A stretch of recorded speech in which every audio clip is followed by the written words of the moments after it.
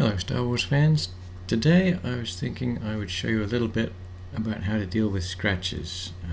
There are many different types of scratches and many different ways to deal with them in PF Clean. Let's see. So if we look at this, it's for another fairly short sequence.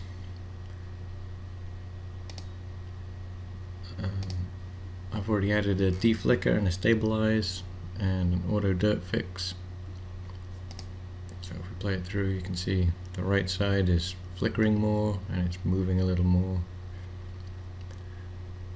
And I don't know if you can see it, but there are some scratches, like this one down here.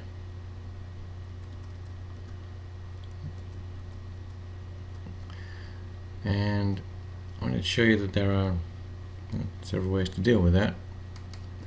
Let's start with the obvious first. There is a fix scratch tool, which by default looks at bright scratches, which won't take care of that, so we can switch it to say dark. Now you can also do bright and then dark, or dark and then bright, but I usually find it's easier just to add the effect twice. You do one with bright, one with dark. Doesn't really matter which order you do them in, they work better that way. Anyway, as you can see, it didn't really do much for that scratch. Now these are the settings here. Maximum width is currently 4 pixels. If we make it 5 pixels, it gets a little fainter. 6 pixels, and it's pretty much gone. And nothing else seems to change, so you might think, well, that's great. But let's take a look at what it's detecting as scratches in this scene. Actually, let me take off this AB thing, we don't need that. So there are lots of vertical dark lines in the scene, and it just assumes they're all scratches. Now, if we toggle the effect on and off, you can see it is actually making a difference. If you look at this line right here, it's much darker with it off, and it's now a bit fainter. At full speed, are you really going to see this? Probably not, but now you know it's there. How can you ignore that? So what can we do about that? Well, there are many ways to deal with this also. One way is we can dial back this to say 4 where we started. It still sees that scratch and that, but it's not quite so destructive. And there's this dilate thing. If I increase that, it's basically making it wider. It's not making it taller, unfortunately, but it is making it wider, so it helps get more of the scratch. But now we have sort of a dot dash thing going on here, which is actually worse. So we don't really want to do that in this case. We'll leave that at 1 and put this back to 6. So here's another way to do it. We could use a mask. Of course, now we don't know where our scratches are. It's hard to take them away. Let's see. Alright, so we could do a mask and just draw a rectangle around this and say only work the scratch in that area. So let me show you how to do that. What we would do is we just say mask, we can say a rectangle of various shapes, and we can say anything within this area. Well, I guess we have to turn that off. Alright, so there it is.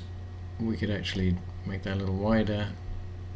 There are no vertical lines in this section, so any scratches that appear in there, if I turn the mask off, if I turn the effect off, the scratch comes back. If we look at what we're viewing, we're only viewing stuff inside there. So that's one way to do it, and that works fine until you find there's another scratch over here. I don't know that there is, but it certainly seems plausible.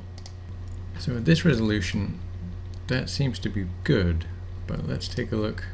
So there's another scratch there. There are plenty of scratches over here on the right, and they're all being ignored. So that's probably not the best solution. So let's try another one. We go back to the masks, delete it, Here's another way to do this. If we use the undo panel, let's turn the mask off, go to undo, we can draw rectangles around things we don't want it to get. So, hang on. So we're at 6 and 1, yep, that's right. And we just adjust it up and then down so that it resets and starts getting outside of the mask that's now been deleted.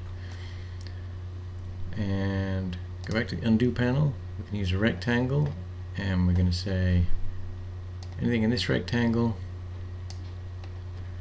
from the first frame, put 0, to the last, which is 770,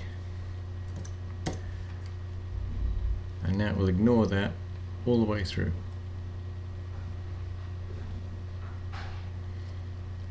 And we can do that for each of these. I'm going to start at the end because it just makes it a bit easier. So if I say everything inside here is to be ignored from the very last frame to the very first frame, and even though the camera moves a bit,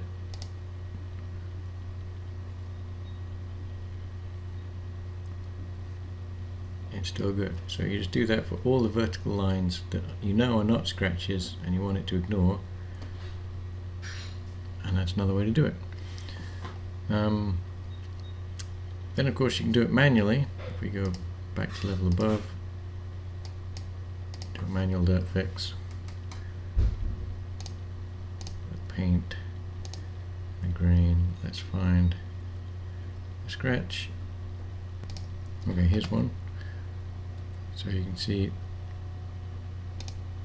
it's not on this frame and it's not on this frame, so piece of cake just to do that. Now, as you can see, it got not just the scratch but all kinds of pixels around the scratch, which is not necessarily what we want. So let's try a rectangle instead, get a thinner, well, it's not a straight line, so yeah, that didn't really help. Sometimes you can do that if it's dead straight, but in any case,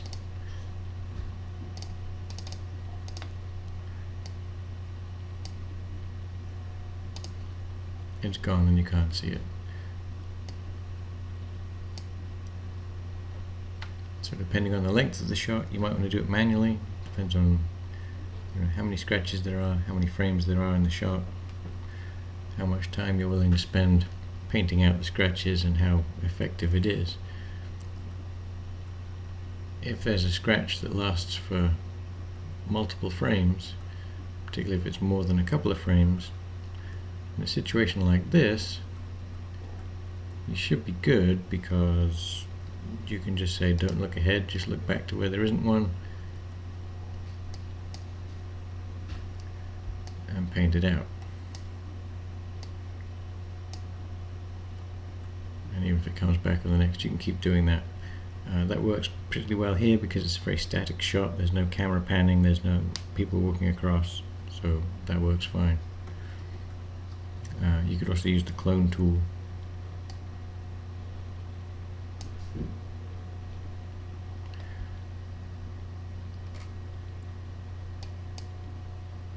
See, now that one's not working because it is on the frame before and I missed it on the frame before. So I get it here, and now I get it here. And that's about it really. In this particular instance, I am going to go with the undo method. I'm just going to create undos for each of these vertical lines that I know is not a scratch, and then it'll get everything else. So that is how to deal with scratches in BF Clean.